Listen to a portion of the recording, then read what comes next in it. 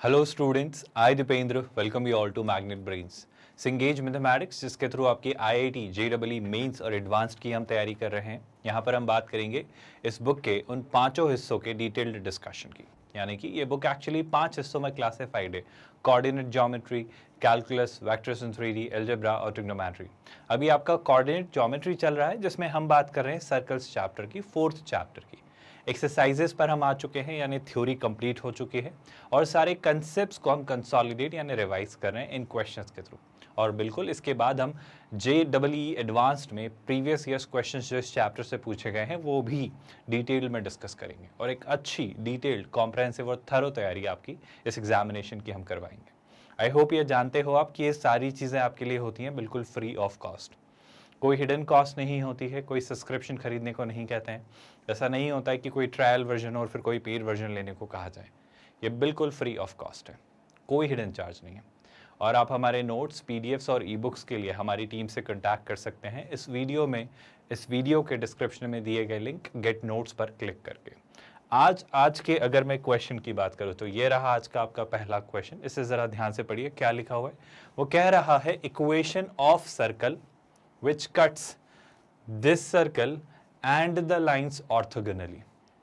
Sir कुछ गड़बड़ सा लग रहा है, आप फिर से देखो इसको। ये स्ट्रेट लाइंस की इक्वेशन है, यानी कि ये पेयर ऑफ स्ट्रेट लाइंस की इक्वेशन है। तो वो ये कहना चाह रहा है कि एक ऐसा सर्कल जो इसे मतलब इस सर्कल को और इन दो लाइंस को ऑर्थोगोनली इंटरसेक्ट करता है। सर सारी बातें ठीक हैं, पर इन दोनों लाइंस को ऑर्थोगोनली इंटरसेक्ट करने वाली बात समझ नहीं आ रही है, डाइजेस्ट नहीं हो रही है। अब एक बात बताओ, अगर कोई सर्कल किसी लाइन को ऑर्थोगोनली इंटरसेक्ट करे मतलब क्या? मैं थोड़ा सा आपको चीज़ें प्लॉट करके दिखाने या समझाने की कोशिश करता हूँ। देखो भाई, अगर एक सर्कल है और इस सर्कल पर अगर मैं कोई एक रैंडम सी लाइन ड्रॉ करूँ, जैसे ये एक लाइन है, तो आप बात समझ पा रहे हो क्या ये लाइन इस सर्कल को ऑर्थोगोनली टच या इंटरसेक्ट कर रही है? बिल्कुल नहीं सर, है ना। लेकिन अगर मैं एक ऐसी लाइन ड्रॉ करूं जो इसके सेंटर से पास हो, तो आप खुद इस बात को नोटिस कर पाएंगे, आप खुद इस बात को जांच पाएंगे कि हाँ सर देखो, ये जो लाइन है ये इस सर्कल के साथ ऑर्थोगोनल है। कोई लाइन किसी सर्कल पर ऑर्थोगोनल है मतलब क्या? मतलब वो लाइन उसका नॉर्मल है। वो लाइन उसका क्या है भाई? नॉर्मल। बात समझ आ रही है क्या? आई होप अगर ये लाइन आपको समझ आ गई तो आप ये क्वेश्चन ध्यान से सॉल्व कर सकते हो। अब सर पहला काम तो ये है इस पार्ट को ब्रेक करना है, सिंप्लीफाई करना। देखो भाई क्या लिखा हुआ है। सर अगर इन दो स्ट्रेट लाइंस की इक्वेशंस की मैं बात करूं तो जरा सिंप्लीफाई करते हैं। देखो क्या लिखा हुआ है, xy माइनस 2x। अगर मैं x कॉमन ले लेता हूं तो क्या हो जाएगा? y minus 2। कोई दिक्कत तो नहीं? ये क्या हो जाएगा? y minus 2। x कॉमन लिया है, यहां से भी अगर मैं y माइनस 2 बनाना चाहूं तो यहां से y माइनस 2 बनाने के लिए मुझे -1 कॉमन लेना पड़ेगा। यहां से x कॉमन लिया था तो ये हो जाएगा x माइनस 1, और इस तरीके से ये आपकी इक्वेशन फैक्टराइज हो जाएगी, जो बहुत सुलझी हुई फॉर्म है, उसने खुद आपको दे रखी थी। शैल आई से कि हाँ सर ये दो स्ट्रेट लाइंस की इक्वेशन है। कौन सी दो स्ट्रेट लाइंस? अगर आप ध्यान से देखो तो एक स्ट्रेट लाइन है y इज इक्वल टू 2 और एक स्ट्रेट लाइन है x इज इक्वल टू 1। और ये दोनों लाइंस इस सर्कल को, जिसे हमें फिगर आउट करना है, उस सर्कल को ऑर्थोगोनली इंटरसेक्ट करती हैं। शैल आई से ये दोनों lines are nothing but the normals to this circle. बिल्कुल सही बात है। अब अगर मैं बात करूँ आपसे, सोच के देखो, अगर इस सर्कल के ये दो नॉर्मल्स हैं, अगर ये सर्कल के दो नॉर्मल्स हैं तो एक नॉर्मल तो कौन है sir? y is equals to 2। y is equals to 2 का क्या मतलब होता है? अगर मैं बात करूं y इज इक्वल्स टू 2 मतलब सर एक ऐसी स्ट्रेट लाइन जो x एक्सिस के पैरेलल है। आप बात समझ पा रहे हो? और सर एक और इसका नॉर्मल है, x इज इक्वल्स टू 1। ये क्लियरली x एक्सिस के पैरेलल है। और सॉरी, कुछ गड़बड़ कर रहा हूँ, आई एम रियली सॉरी, मैंने उल्टा बोला, आई एम रियली सॉरी, मैंने उल्टा बोला है। y इज इक्वल्स टू 2 ये नहीं होगा, y इज इक्वल्स टू 2 आपकी x एक्सिस के पैरेलल लाइन होगी। I am really sorry for that. तो अगर मैं एक x एक्सिस के पैरेलल लाइन ड्रॉ करूँ जो क्लियरली इस सर्कल के सेंटर से पास होती है, तो वो कुछ इस तरीके से होगी। क्या आप मेरी बात समझ पा रहे हो? ये कौन सी स्ट्रेट लाइन होगी सर? ये x एक्सिस के पैरेलल एक स्ट्रेट लाइन होगी, और चूंकि ये सर्कल पर नॉर्मल है तो वो इसके सेंटर से तो पास होनी तय है, क्योंकि वो इसे ऑर्थोगोनली इंटरसेक्ट करती है। दूसरी बात सर, एक और स्ट्रेट लाइन है जो कि इस सर्कल के सेंटर से पास होती है, यानी इस पर ऑर्थोगोनल है, इसका नॉर्मल है x इज इक्वल टू 1। तो क्लियर सी बात है सर, वो लाइन भी सर्कल के सेंटर से पास होगी। और अगर मैं आपसे बस इतना पूछूं कि ये जो दोनों स्ट्रेट लाइंस हैं, ये जो दोनों स्ट्रेट लाइंस हैं कहाँ इंटरसेक्ट करती हैं, तो इन दोनों का जो पॉइंट ऑफ इंटरसेक्शन होगा सर वो होगा 1,2। कोई डाउट, कोई परेशानी? आई होप आप देख पा रहे हो, इन दोनों लाइंस का जो पॉइंट ऑफ इंटरसेक्शन होगा वो होगा 1,2, और अगर दो डायगोनल्स का पॉइंट ऑफ इंटरसेक्शन हम निकालें तो that is nothing but the centre of the circle. I hope आप ये बात जानते हो। तो 1,2 क्या हुआ, इस सर्कल का सेंटर। अब मुझे क्या निकालना है सर, मुझे इस सर्कल की रेडियस निकालनी है। तो इस सर्कल की इक्वेशन अभी फिलहाल मैं लिखूंगा, तो मैं क्या लिखूंगा, x-1 का होल स्क्वायर प्लस y-2 का whole square is equal to r square. क्या ये बात आप सभी समझ पा रहे हो? आई थिंक चीज़ें आसान सी हैं, सुलझी हुई सी हैं, बड़ी बेसिक सी हैं। अब आप एक बात पे गौर फरमाइए, अगर मैं इसे सिंप्लीफाई थोड़ा करूँ तो कर लेता हूँ। देखो ज़रा ध्यान से, ये क्या हो जाएगा सर, ये हो जाएगा एक्स स्क्वायर, है ना, ये 1 स्क्वायर होगा जिस पर हम बात करेंगे, यहाँ से मुझे मिलेगा -2x जिस पर हम बात करेंगे, यहाँ से मिलेगा y स्क्वायर, यहाँ से मिलेगा -2x और यहाँ से मिलेगा -4y। अब सुनिएगा ध्यान से, ये होगा 1 स्क्वायर, ये होगा 2 स्क्वायर, 4 + 1 कितना 5, तो यहाँ पर आपको मिलेगा 5 - r square is equal to 0। ये हो जाती है आपके सर्कल की इक्वेशन। आई होप ये बात आप समझ पा रहे हो। अब अगर मुझसे कभी भी लाइफ में कोई कहे कि सर दो सर्कल्स ऑर्थोगोनल हैं, मतलब ये सर्कल, हमारा जो सर्कल निकल कर आ रहा है उसके साथ ऑर्थोगोनल है, तो मैं दो सर्कल के ऑर्थोगोनैलिटी की ये कंडीशन जानता हूँ कि sir 2 times G1 G2 plus F1 F2, याद आ रहा है क्या, is equal to C1 + C2। भूले तो नहीं हो भाई। तो देखो जरा ध्यान से, G1, यहाँ से G1 कितना आएगा, आई होप आप देख पा रहे हो, 2gx, तो G1 की वैल्यू कितनी है 1। आई होप आप देख पा रहे हो, G1 की वैल्यू अगर यहाँ से निकालूँ तो 1 है, और अगर मैं F1 की वैल्यू यहाँ से निकालूँ तो कितनी है, जल्दी बताओ भाई। F1 की जो वैल्यू है दैट इज क्लियरली 2। अगर मैं यहाँ से आपसे C1 की वैल्यू पूछूँ तो C1 की वैल्यू कितनी है, -4। कोई डाउट तो नहीं है भाई, C1 की वैल्यू है -4। बड़ी सुलझी हुई सी बातें हैं। सिमिलरली अगर मैं यहाँ पर आपसे पूछता, बताओ भाई G2 की वैल्यू कितनी है, सर G2 की जो आप वैल्यू निकालोगे वो होगी इसका हाफ, वो होगा -1, और यहाँ से अगर आप F2 की वैल्यू निकालें, यहाँ से आप F2 की वैल्यू निकालें तो हो जाएगा इसका हाफ, यानी कि -2। और C2 की वैल्यू को लेकर मेरे ख्याल से कोई टिप्पणी करने की ज़रूरत नहीं है, वो है 5 - r स्क्वायर। क्या कंडीशन अप्लाई कर दें, बिल्कुल कर दीजिए सर। G1 G2, तो G1 कितना है सर, G1 है 1 और G2 भी है -1, तो 1 × -1 दैट्स -1, है ना। इसका डबल करना है वो मैं कर दूंगा, ये हो जाएगा। F1 F2 है -2 और F1 है 2, तो 2 × -2 कितना सर, -4, तो यहाँ पे कितना आ जाएगा सर, ये होगा -4, तो ये कितना हो जाएगा भाई -4। -4 × -1 कितना, -5, -5 × 2 कितना सर, ये हो जाएगा -10, तो LHS पर तो होगा -10 is equal to C1 + C2। C2 कितना है सर, C2 है 5 - r स्क्वायर, 5 - r स्क्वायर में -4 किया तो 5 - 4 कितना 1, तो ये हो जाएगा 1 - r स्क्वायर। ये कितना हो जाएगा सर, ये हो जाएगा 1 - r स्क्वायर। कोई डाउट तो नहीं है, कोई परेशानी तो नहीं है सर। अगर आप इसे सिंप्लीफाई करें तो आई होप आप देख पा रहे हो क्या सर, 1 को यहाँ लाए तो -11 और ये -r स्क्वायर, तो r स्क्वायर कितना आता है सर, r स्क्वायर आ जाता है आपका 11। इस सर्कल की रेडियस हो जाती है √11, और इस तरीके से आप इसकी इक्वेशन लिख सकते हो मेरे ख्याल से बहुत आसानी से, बिना ज़्यादा हेजिटेट किए। आपको कुछ नहीं करना है, दोनों बातें, या तो आप चाहो तो क्या करो, ध्यान से देखो भाई, आपने निकाल ली है r स्क्वायर की वैल्यू, तो आप चाहो तो यहाँ पर r स्क्वायर की वैल्यू रख दो। r स्क्वायर की वैल्यू कितनी आ रही है सर, r स्क्वायर की वैल्यू आ रही है 11, तो 5 में से अगर 11 सब्ट्रैक्ट किया तो कितना भाई, -6, क्योंकि 5 - 11, सो दैट्स -6। तो x² + y² -2x - 4y -6, है ना। So -2x - 4y -6 which is going to be your option A। I think ये एक बड़ा ही बेसिक सा, सिंपल सा, आसान सा और डायरेक्ट सा क्वेश्चन है, जो आप सभी स्टूडेंट्स को बहुत ईजिली और डायरेक्टली और क्लियरली समझ आया। आई थिंक यहाँ तक तो कोई भी परेशानी या डाउट या दिक्कत नहीं है। बड़ा बेसिक सा क्वेश्चन था। कंडीशन शायद ट्रिकी यहाँ से हो सकती थी कि आप इस बात को समझ पाए कि दो pair of straight lines basically जो है वो आपकी इस सर्कल पर ऑर्थोगोनल कैसे है। तो ऑर्थोगोनल होने का मतलब वो लाइंस इस पर नॉर्मल हैं, और अगर वो दोनों इसके नॉर्मल है मतलब वो डायगोनल है, डायमीटर है, और अगर वो डायमीटर है तो उनका पॉइंट ऑफ इंटरसेक्शन इस सर्कल का सेंटर है। रेडियस को लेकर हम इससे बात कर सकते थे इस पर्टिकुलर कंडीशन को अप्लाई करके। बहुत डिफिकल्ट, बहुत टफ क्वेश्चन तो नहीं था भाई। आई थिंक आप सभी ने इस क्वेश्चन को आंसर किया होगा। अगर मैं अगले क्वेश्चन की तरफ बढ़ूं तो अब हम आ चुके हैं किस कैटेगरी के क्वेश्चंस पर, अब हम बात करेंगे multiple correct answer type questions. यहां पर अब आपके एक से ज़्यादा क्वेश्चंस करेक्ट होंगे। ज़रा इस क्वेश्चन को ध्यान से देखिए और अच्छे से समझिए और अच्छे से देखकर मुझे बताओ इस क्वेश्चन का आंसर आप क्या मार्क करोगे, कैसे सोचोगे, क्या थॉट होगा, क्या थॉट प्रोसेस होगी, क्या अप्रोच होगी, ज़रा सोच के बताओ। सर सारी बातें छोड़ो, आप तो क्वेश्चन पर आओ। क्वेश्चन क्या लिखा है वो पढ़ते हैं। The equations of the tangents, तो मुझे टेंजेंट्स की इक्वेशंस निकालनी है, मतलब एक से ज्यादा इक्वेशंस की वो बात कर रहा है शायद। तो ऑफ कोर्स शायद यहाँ पर मल्टीपल ऑप्शंस करेक्ट हो, बिल्कुल उस बारे में बात करेंगे।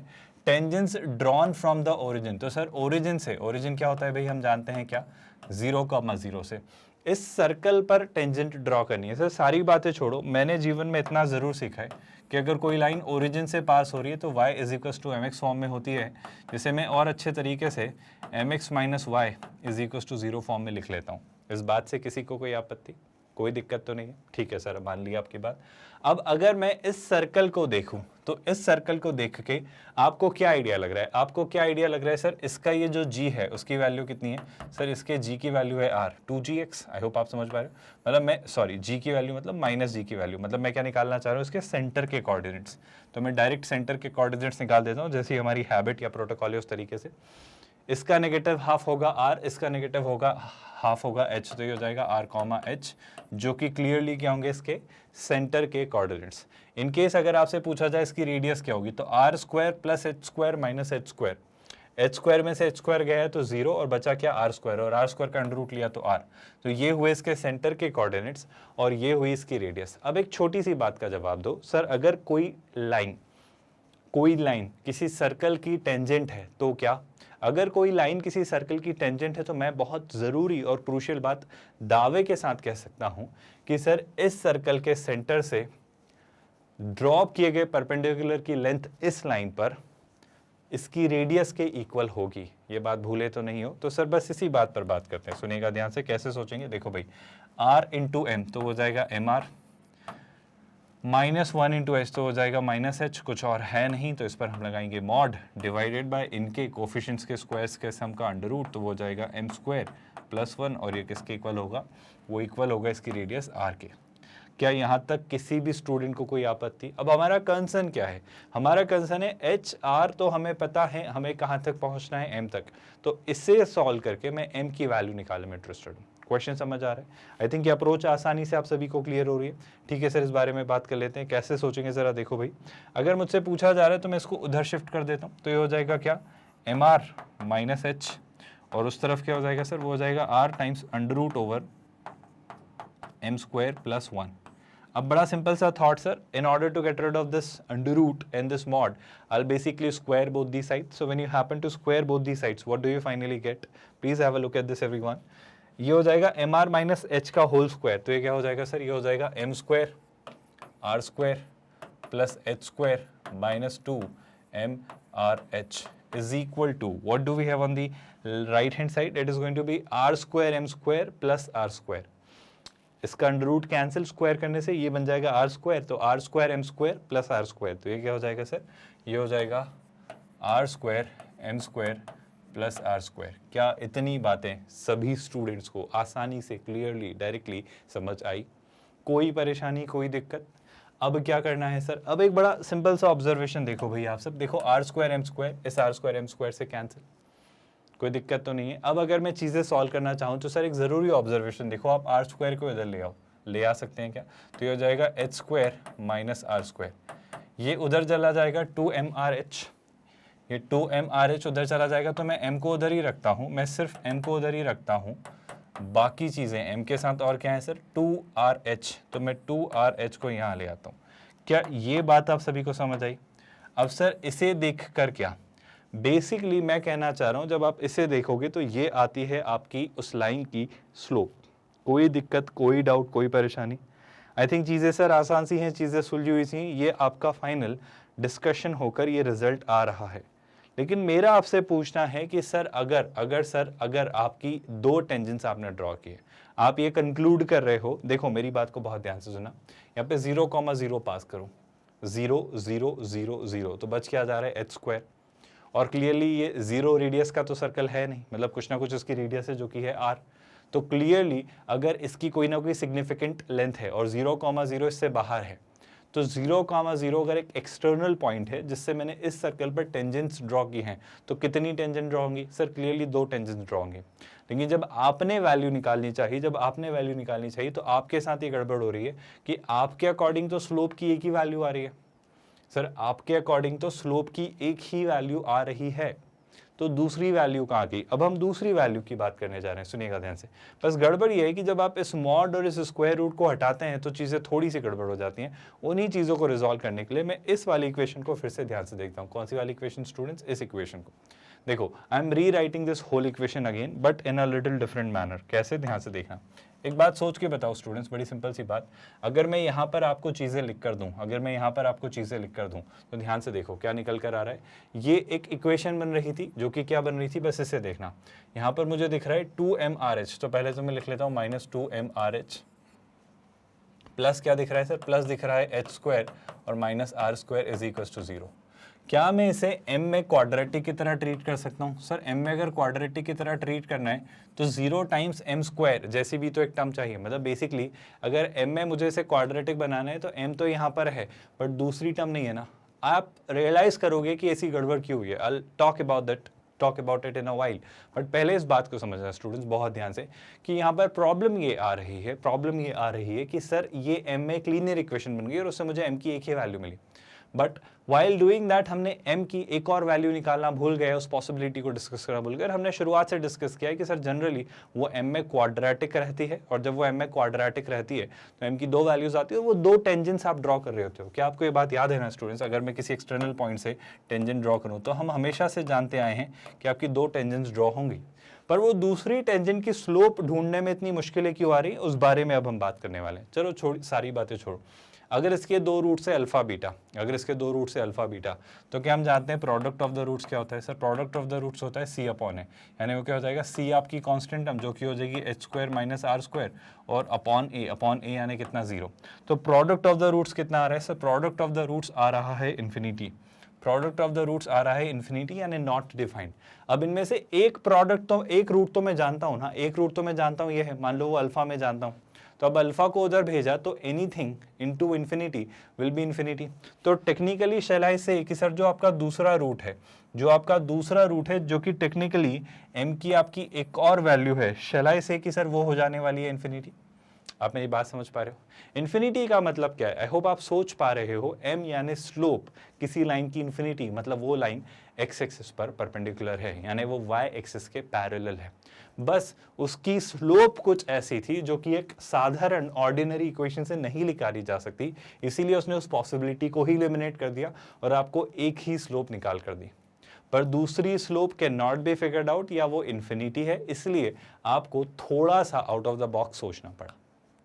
क्या ये बात आप सभी को डाइजेस्ट हो रही है? तो आप क्या कहोगे भाई? आप कहोगे सर इसकी 2 इक्वेशंस ऑफ कोर्स होनी तय है 2 स्लोप के साथ, एक बार m इन्फिनिटी होगा और एक बार m ये होगा।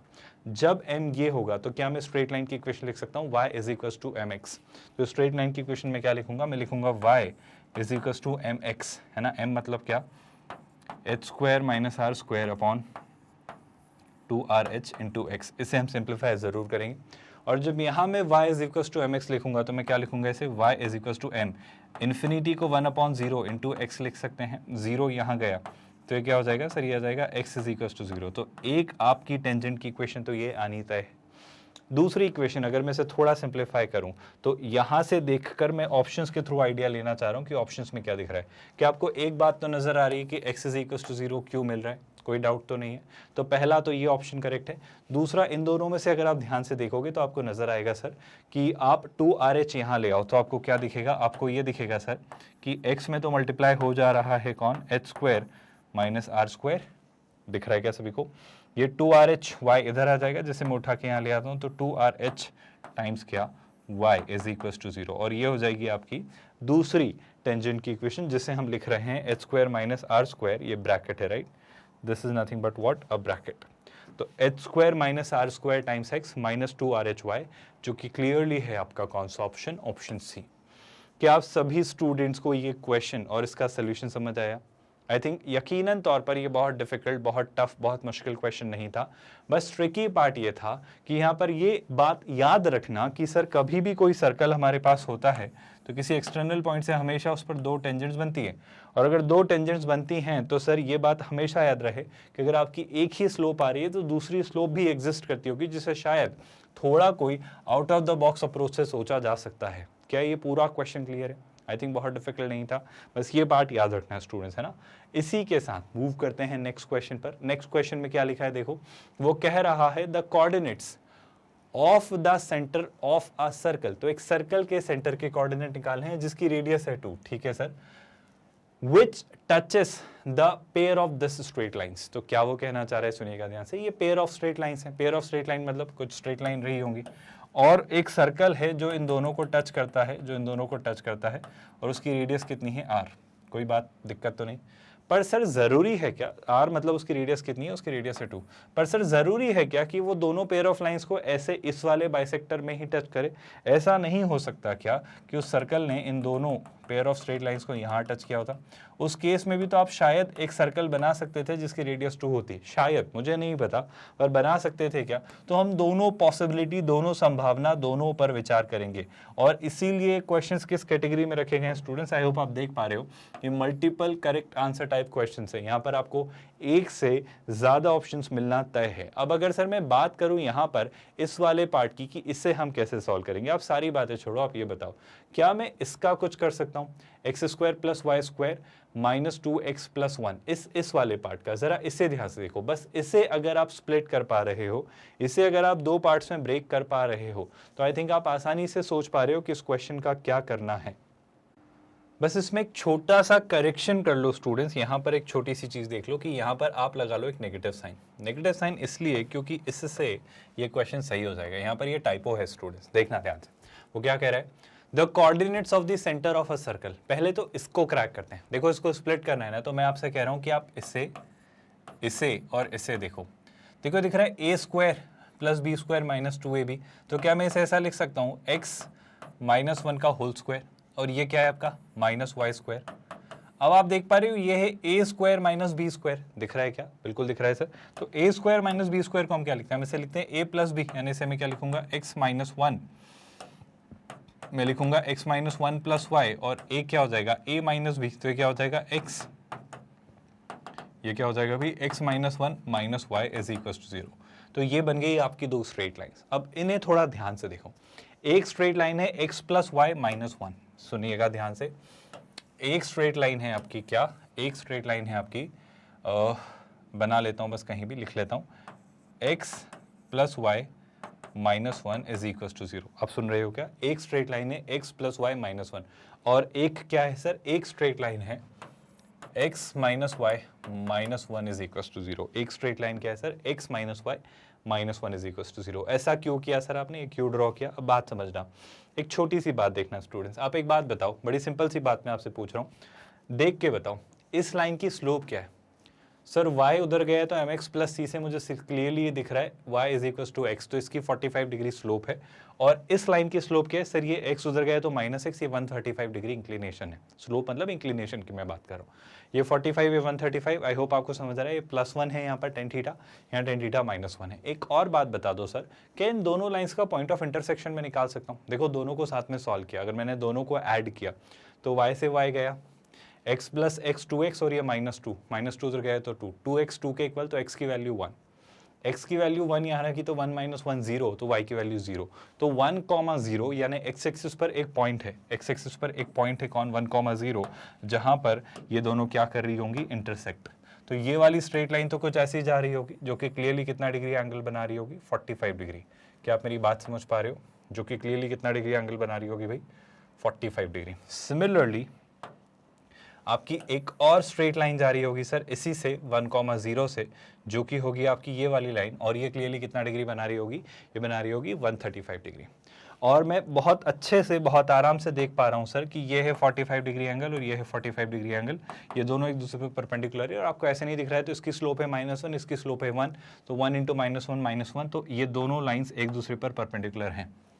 और अगर ये दोनों लाइंस एक दूसरे पर परपेंडिकुलर हैं तो क्या मैं बड़ी आसान सी बात ये कह सकता हूं कि ये जो होगा ये इन दोनों का क्या होगा, आई होप आप देख पा रहे हो, ये इन दोनों का एक एंगल बाइसेक्टर होगा। और दूसरी बात, बस ऐसे ही मेरा मन है आपको कुछ समझाने, कहने या बताने का, तो क्या मैं ऐसा नहीं कह सकता कि सर देखो आप ये जो लाइन होगी ये भी तो यहाँ पर एक एंगल बाइसेक्टर ही बनेगी, ये जो लाइन होगी आपकी यहाँ पर, इससे भी तो आप एक एंगल बाइसेक्टर ही कहोगे। क्या आपको यहाँ तक किसी भी बात से कोई आपत्ति? और सर सीधी बात है, एंगल बाइसेक्टर्स एक दूसरे पर क्या होते हैं, परपेंडिकुलर। तो अगर ये एक्स एक्सिस आपका एक एंगल बाइसेक्टर है तो दूसरा एंगल बाइसेक्टर आपका वाई एक्सिस के पैरेलल ही होगा, एक्स एक्सिस पर परपेंडिकुलर ही होगा। और इस पॉइंट के कोऑर्डिनेट हम सब जानते हैं, अभी हमने निकाला पॉइंट ऑफ इंटरसेक्शन। ये क्या था सर, ये पॉइंट है आपका 1,0। ये जो पॉइंट है ये है आपका 1,0। तो क्लियरली इस एंगल बाइसेक्टर यानी इस स्ट्रेट लाइन की इक्वेशन क्या हो जाएगी, इसकी इक्वेशन हो जाएगी x = 1, और इस एंगल बाइसेक्टर यानी इस स्ट्रेट लाइन की इक्वेशन हो जाएगी y = 0, जो कि क्लियरली आपका x एक्सिस। यहां तक कोई परेशानी है तो पूछो। इतनी सारी बातें आप क्यों कर रहे हो सर? मैं इतनी सारी बातें इसलिए कर रहा हूं क्योंकि मुझे इमेजिन करने हैं ऐसे सर्कल्स, जिनकी रेडियस हो 2, और ऑफ कोर्स उनके जो सेंटर हो, मतलब उनकी जो पॉइंट ऑफ कांटेक्ट हो, जो लाइन हो, जो टच करे, जो टेंजेंट हो, वो ये लाइन या ये लाइन हो। क्या ये बात आपको समझ आई? क्या ये बात आप सभी को समझ आई? फिर से पढ़ देता हूं। The coordinates of the centre of a circle जिसकी रेडियस है 2, जो कि इन दोनों लाइंस को टच करता है। क्या यहां तक किसी भी स्टूडेंट को कोई आपत्ति या परेशानी, किसी को भी कोई दिक्कत है तो पूछो। मैं आपको एक एग्जाम्पल देके समझाने की कोशिश करता हूं, इस बात को प्लीज ध्यान से समझो। आप खुद कहोगे कि सर एक सर्कल तो कैसा बन सकता है, 2 रेडियस वाले एक सर्कल की हम बात करें तो 2 रेडियस वाले अगर मैं एक सर्कल की बात करूं तो ध्यान से देखना, आप प्लीज इस बात को ध्यान से देखो भाई। अगर 2 रेडियस वाले एक सर्कल की मैं बात करूं तो थोड़ा और इसे बड़ा कर लेते हैं। आई थिंक आप बात समझ पा रहे हो कि ये सर्कल एक ऐसा होगा, जो कि ऑफ कोर्स मैंने थोड़ा प्रॉपर्ली नहीं बनाया, बट इसके सर्कल का जो सेंटर होगा वो यहाँ कहीं लाई करेगा। आप बात समझ पा रहे हो? क्योंकि ऑफ कोर्स ये एंगल बाइसेक्टर है, और ये दोनों आपकी टेंजेंट्स हैं, तो क्लियर सी बात है इन दोनों टेंजेंट्स की एंगल बाइसेक्टर पर ही सर्कल का सेंटर लाई करेगा। ये बात आपको डाइजेस्ट हो रही है? और सर एक बहुत ज़रूरी बात मुझे पता चल रही है, क्या कि सर ये अगर आपकी टेंजेंट है तो इस पर अगर आपने परपेंडिकुलर ड्रॉप किया तो इसकी रेडियस होगी, जो कि क्या है 2। कहना से एक बहुत ज़रूरी, बहुत क्रूशियल बात कि ना सिर्फ ये बल्कि ऐसा कैसा सर्कल यहाँ बन सकता था, बात करेंगे इस बारे में। ना सिर्फ ये बल्कि सर आप थोड़ी गड़बड़ कर रहे हो, आप ऐसा क्यों नहीं सोच रहे कि यही सेम सर्कल यहाँ भी तो बन सकता था, ऐसा का ऐसा यही सेम सर्कल यहाँ भी तो बन सकता था, यहाँ भी तो एक सेंटर हो सकता था जिससे अगर आपने परपेंडिकुलर ड्रॉप किया होता तो वो भी रेडियस कितनी होती, 2। और क्यों आप भूल रहे हो, यही का यही सर्कल यहाँ भी बन सकता था। तो एक्चुअली आपके सेंटर यहाँ कहीं और यहाँ कहीं हो सकते हैं। अब उस सेंटर के कोऑर्डिनेट निकालने की जद्दोजहद में हम हैं। आपको जो हिंट मैं दे रहा हूं वो ये कि पहले तो है आपके पास 1,0 एक कोऑर्डिनेट, आपको दिख रहा है क्या? अब 1,0 से आपकी क्या हेल्प मिलेगी, इस बारे में बात करते हैं। अब सारी बातें छोड़ो, आप मुझे बस ये बताओ, बड़ी सिंपल सी बात है, सोच के बोलना है स्टूडेंट्स। ऑफ कोर्स ये जो सेंटर होगा जो यहाँ या यहाँ होगा वो एक्स एक्सिस पर होगा, और अगर कोई सेंटर एक्स एक्सिस पर है तो उसके कोऑर्डिनेट क्या होते हैं सर? उसके कोऑर्डिनेट क्या होंगे? उसका वाई कोऑर्डिनेट 0 होगा, तो इसका सेंटर क्या मान सकता हूँ, α,0। दूसरी बात, ये जो सेंटर है ये किस पर लाई करते हैं, x = 1 पर लाई करते हैं। तो इसके जो कोऑर्डिनेट होंगे, उसका y कोऑर्डिनेट मुझे नहीं पता, मैं कुछ गलत लिख रहा हूँ बिल्कुल, उसका y कोऑर्डिनेट मुझे नहीं पता, लेकिन उसका x कोऑर्डिनेट तो मुझे पता है ना। आई होप आप मेरी बात समझ पा रहे हो। ऐसे ही यहाँ पर भी कुछ आ जाएगा, ऐसे ही यहाँ पर भी कुछ आ जाएगा, जिनकी मैं बात नहीं कर रहा हूँ, जो कि हम इसी तरीके से सोच लेंगे। बार बार बात वही निकल कर आती है, वही बात बार बार निकल के कंक्लूड होती है कि सर सर्कल के सेंटर से सर्कल की टेंजेंट की परपेंडिकुलर डिस्टेंस सर्कल की रेडियस के इक्वल होती है। कोई दिक्कत तो नहीं है? तो α,0 से इस टेंजेंट की परपेंडिकुलर डिस्टेंस 2 के इक्वल रख दो, क्या रख दो सर? α,0 से x + y - 1 की डिस्टेंस है ना। मैं क्या कर रहा हूँ, α,0 से x + y - 1 = 0 की जो डिस्टेंस है वो कितनी होगी भाई, वो निकलेगी 2 यूनिट्स। तो निकाल लेते हैं। α × 1 तो ये हो जाएगा अल्फा, प्लस 0 × 1 0 × 1 0, और फिर क्या बच रहा है सर? फिर बच रहा है -1। कोई दिक्कत तो नहीं? डिवाइडेड बाय 1² + 1², वो हो जाएगा 2, तो कितना आ जाएगा √2। बस यहाँ पे मॉड लगाना मत भूलिएगा सर। और ये कितना आ जाएगा, डिस्टेंस है 2 के इक्वल। तो अल्फ़ा -1 का जो मॉड है वो कितना है 2√2। तो मॉड अगर हटाए तो अल्फ़ा -1 कितना हो जाता है सर, वो हो जाता है +-2√2। -1 उधर भेजा तो अल्फ़ा कितना आता है, वो आता है +-2√2 ऑफ कोर्स। वो कितना आता है भाई, +-2√2, और इस 1 को आपने उधर भेजा तो +1। तो आपको रियलाइज हो रहा है वो 2√2 + 1 कौन सा कोऑर्डिनेट है, वो 2√2 + 1 जो है वो आपका ये वाला कोऑर्डिनेट है। और यहाँ पर जो आ रहा है वो है -2√2 -1। आई रिपीट माई स्टेटमेंट, इस कोऑर्डिनेट के जो कोऑर्डिनेट हैं, इस पॉइंट के जो कोऑर्डिनेट हैं वो है 2√2 -1, और इस सेंटर के कोऑर्डिनेट जो होंगे वो होंगे -2√2 -1। आई होप ये बात आपको समझ आई, कोई दिक्कत तो नहीं। एंड ऑफ कोर्स कैन के वाई कोऑर्डिनेट आप बताओगे सर क्यों बताएं, वो तो 0 ही है ना। क्यों 0 है, क्योंकि वो कहाँ पर है, एक्स एक्सिस पर। तो पहले तो ऐसे पॉइंट्स ढूंढ लो, क्या ऐसे कोई पॉइंट्स हमें ऑप्शन में मिल रहे हैं। 2√2 + 1 और 2√2 -1, सर 2√2 -1 तो नहीं मिल रहा है, बट 2√2 + 1, 0 मिल रहा है। तो एक आंसर तो ये तय है। क्या मैं दूसरे आंसर पर बात करूं, क्या अब मैं दूसरे आंसर पर बात करूं?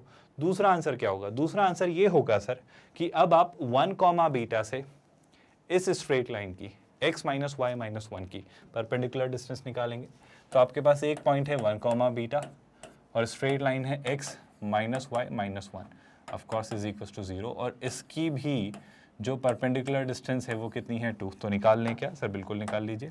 कैसे भाई, देखो 1 × 1 दैट्स 1, -1 × बीटा दैट्स -बीटा, और क्या बच रहा है -1।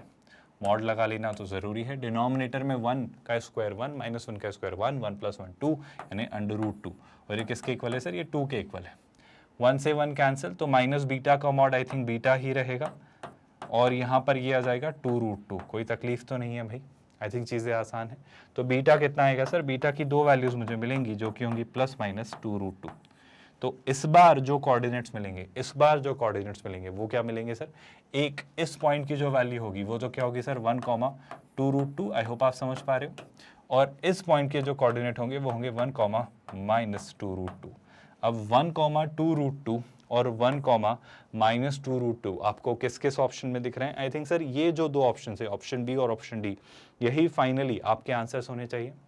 Did you all understand? Again tricky part था कि आप इस पार्ट को ध्यान से देख पाए। और ये पार्ट कहाँ से आ रहा है? ये पार्ट आपके पिछले चैप्टर से आ रहा है, जो कि है आपका क्या, पेयर ऑफ स्ट्रेट लाइंस।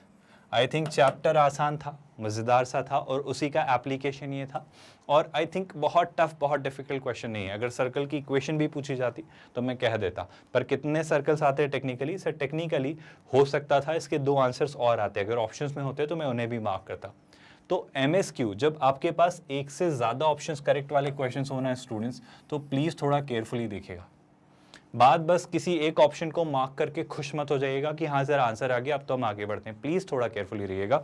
आपकी वो एक्चुअली एबिलिटी चेक कर रहे हैं कि आप हर पहलू को अच्छे से खोद कर खगालते हैं या नहीं, आप हर बारीकी पर नज़र डालते हैं या नहीं, वो हर एक पॉइंट को एक्सप्लोर करने वाला माइंड, ब्रेन एक्सपेक्ट कर रहे हैं।